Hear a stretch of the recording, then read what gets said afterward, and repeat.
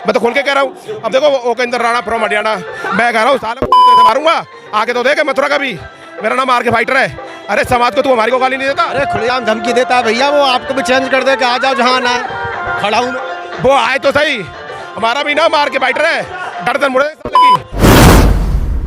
इनको समझा दे, पैरों की जूती नहीं है महिला, सरकार ताज है महिला। तुम नालायको, अनपढ़ो, तुम लोगों ने ये नहीं जाना कि महिला को सम्मान कैसे देते हैं। आप खाली प्लॉट कहते हैं, क्या अपनी माँ बाप बहन को आप खाली प्लॉट समझते हैं? कोई भी आज जोत के चला जाए, तुम्हारी नालायको, इसी कारण ये देश डूब रहा है, इसकी अर्थव्यवस्था डूब रही है। तुम जैसे नालायक की वजह से देखो, आसाराम बापू जैसे ही निकलेंगे जितने भी ये बाबा हैं। अगर इनके उसमें शक्ति है तो मेरा कुछ पाड़ ले, मेरा कुछ कर ले। आज तक नहीं माना मैंने, और ना पर्चा बना देंगे वहीं से बैठे बैठे बाबा जी, मैं पर्चा बना दूंगा।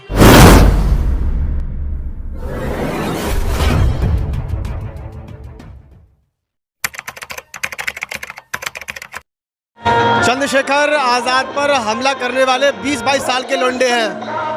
आपको नहीं लगता कि जिस तरह से आप लोग भी आक्रामक होते हैं, कोई आप पर भी हमला कर सकता है? सरकार छुपा रही है इस चीज को, सरकार को पता है कि इस चीज को दबा दिया जाता है। कोई भी चीज उठा लो, कोई भी कांड उठा लो, ये सरकार इतनी निकम्मी हो चुकी है। मणिपुर में 2 लड़कियां निर्वस्त्र करके घुमाई जा रही हैं, वहाँ पे सरकार किसकी? बीजेपी की।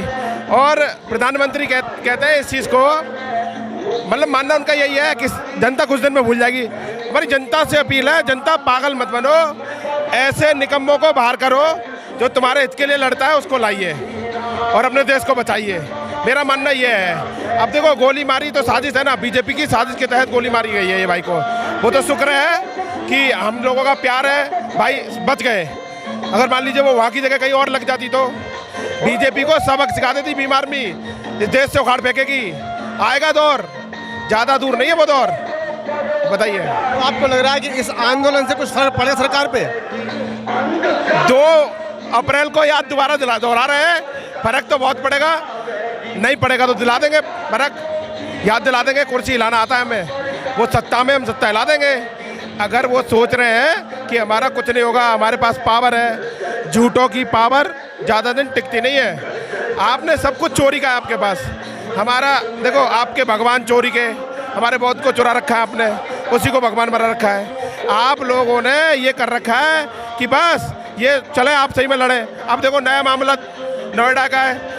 मैं अभी ट्रेन में आ रहा था तो मैंने देखा कि एक भाई कह रहा था कि देखो वो क्या है, उस महिला का नाम क्या, सीमा हैदर, जो पाकिस्तान से आई है, वहाँ हमारे हिंदू भाई परेशान हो रहे हैं। मैंने कहा अच्छा भाई कैसे हो रहे हैं? कि भाई वहाँ पे देखना, मैं कहते कि राजनीति का तहत है। आप इस चीज़ पे क्यों नहीं जाते कि वो इस देश में घुसी कैसे? ये आप सोचिए, इस देश की क्या सरकार निकम्मी है? इसलिए निकम्मी है, इसलिए तो घुस गया। अगली बार आतंकवादी घुसेंगे इस तरीके से। आप क्यों नहीं चेक करें घुस कैसे गई? ये सवाल है हमारा, वो घुस कैसे गई? अरे आप लब जिहाद को सब बता देते हैं, ये लब जिहाद नहीं है। आप उस चार बच्चों की माँ है वो, उसको आप वो दे रहे हैं, शरणार्थी बना करके आप उसको सपोर्ट कर रहे हैं। सपोर्ट करिए महिला के नाते, लेकिन उसके बाप से पूछिए जो बच्चों को वहाँ पे, उस पर क्या बीत रही होगी। आप देश में, आप इस देश का मतलब इस राजनीति क्षेत्र बनाना चाहते हैं सीमा हैदर को लेकर के। आप देखना, अब नया मोड़ यही आएगा सत्ता में कि वो हम पे अबंगबारी करने वाले और वो पाकिस्तान हिंदुस्तान होगा और फिर ये वोट पड़ेंगी, फिर सरकार में आएगा। ये झूठे, इतने झूठे हैं। पहले पुलवामा कराया, अब सीमा हैदर कराएंगे, कुछ ना कुछ ऐसा कराएंगे कि होगा जरूर कि आए बीजेपी।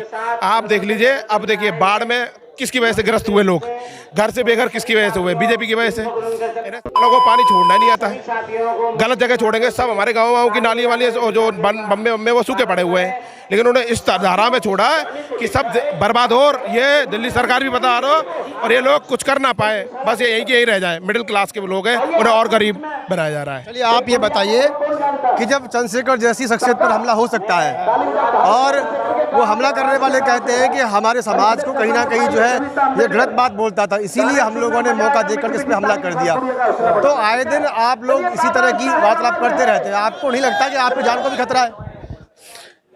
जी बिल्कुल खतरा है, क्यों नहीं खतरा। देखो चंद्रशेखर भाई पे जब उन्होंने हमला करा साजिश के तहत, इसमें मिली भगत है सरकार की। आप बताइए 4-4, 6-6 लड़के दिन दहाड़े हथियार लेके डोल रहे। क्यों डोल रहे भाई, कैसे डोल रहे? इसका मतलब आपका प्रशासन लुल्ल है, पूरा प्रशासन लुल्ल है जो वर्क नहीं कर रहा है। आप बताइए, आप बेचारे बेरोजगार और निहत्थे बच्चों को पकड़ के बंद कर देते हैं। जो आतंकवादी आपके देश में पनाह ले रहे हैं वो आपकी शरण में, उनको कौन पकड़ेगा? उनको पकड़ेगा कौन? सरकार का काम है ना। सरकार आज उनको दबा रही है, इस केस को दबा रही है। बस देखो, भाई की जब गाड़ी आई, भाई ने बोला कि उसमें 4 थे, वो 3 बता रहे हैं, तो सरकार का हाथ है ना इसमें पूरा प्रॉपर है। तो वो 4 ही 40 का बता रही है भाई, उसे 4 बता रहे, लेकिन 6 लोग हैं भाई बता रहे, भाई ने देखा 6 लोग हैं, लेकिन वो लोग 4 क्या 3 बता रहे हैं। वो कह रहे सिर्फ 3 गोली चली है भाई, पर 4 गोली चली है। अब जो इसका जवाब क्या है? सरकार छुपा रही है। हम चाहते हैं CBI की जांच हो, ठीक है, इसमें जांच करवाए सरकार, केंद्र सरकार जांच करवाए। ये बताइए आप, उत्तर प्रदेश सरकार को होती है कि हमने गुंडा राज खत्म कर दिया, गुंडा राज खत्म कर दे। गुंडा राज आया है, गुंडों ने और शरण लिए और बढ़ावा दिया है। आप बता रहा हूँ, बच्चे डर डर के रहते हैं, ऐसा गुंडा राज है ये अब ठाकुर राज आ गया है। मैं तो खोल के कह रहा हूँ। अब देखो, वो ओकेंद्र राणा फ्रॉम हरियाणा, मैं कह रहा हूँ सालों को जूते से मारूंगा, आके तो देखे मथुरा का भी, मेरा नाम आर के फाइटर है। अरे समाज को तू हमारी को गाली नहीं देता? अरे खुलेआम धमकी देता है भैया, वो आपको भी चेंज कर दे कि आ जाओ जहाँ आना है, खड़ा हूँ मैं। वो आए तो सही, हमारा भी नाम आर के फाइटर है, गर्दन की गलत करेगा तो हम समाज के साथ हैं, समाज के साथ बात कर, गलत बात क्यों करता है? अरे जो ये बहन बेटियों का सम्मान नहीं करते, देश को बताएंगे हम बहन बेटियों के साथ हैं, हम बहन बेटियों की सुरक्षा करने के लिए पैदा हुए हैं और जन आंदोलन करेंगे बहनों के लिए। अपने रिश्तेदारियों में से बहन बेटियों को लेके भग जाते हैं। हिस्ट्री खंगालो उसकी, हिस्ट्री देखोगे जब पता चलेगा ना उसका कि है क्या। हर कोई भाई पे आलोचना लगा देता है कि ऐसे करते हैं। इनके लड़के, इनको बाबा साहब को पढ़ना चाहिए, पढ़ते नहीं है, पढ़ते तो अधूरा ज्ञान लेते हैं। अधूरा ज्ञान लेकर के इन्होंने ये सोच रखा है कि हमारा कब्जा हो जाए, हमारा ये हो जाए। ये भारत देश है, संविधान से चलेगा, इसमें सब जातियाँ, सब धर्म रहते हैं। ये कभी हिंदू राष्ट्र नहीं बनेगा, ये कभी नहीं बनेगा। इसमें सब जातियों के धर्म रहते हैं और एक दिन आए। बागेश्वर धाम बाबा तो हर अपने उसमें दरबार में हिंदू राष्ट्र की मांग कर रहा है। देव के अंदर ठाकुर भी कह रहे हैं। दुनिया भर के जो जितने भी ये गुरु घंटाले घूम रहे हैं, सब तो रोज चिल्ला रहे हैं हिंदू राष्ट्र। सरकार उनके पक्ष में नजर आ रही है। आपके हिंदू राष्ट्र बनेगा ही नहीं, ये बन जाएगा भैया। वो आपने अभी कुछ दिन पहले देखा ना, देखो उसने कहा कि महिला एक खाली प्लॉट है, खाली प्लॉट है।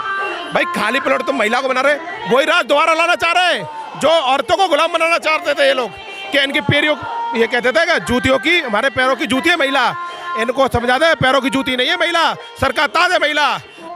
नालायकों, अनपढ़ो, तुम लोगों ने ये नहीं जाना कि महिला को सम्मान कैसे देते हैं। आप खाली प्लॉट कहते हैं, क्या अपनी माँ बाप बहन को आप खाली प्लॉट समझते हैं? कोई भी आज जोत के चला जाए। तुम्हारी नालायकों, इसी कारण ये देश डूब रहा है, इसकी अर्थव्यवस्था डूब रही है। तुम जैसे नालायक की वजह से देखो, आसाराम बापू जैसे ही निकले सब जितने भी ये बाबा हैं, हमारे वृंदावन में भी है और छतरपुर में भी है, ये लोग क्या करते हैं? पाखंड फैलाते हैं। मैं आपको कह रहा हूँ, मैं इस चैनल के माध्यम से कह रहा हूँ, अगर इनके उसमें शक्ति है तो मेरा कुछ पाड़ ले, मेरा कुछ कर ले। आज तक नहीं माना मेरा, और ना पर्चा बना देंगे वहीं से बैठे बैठे बाबा जी।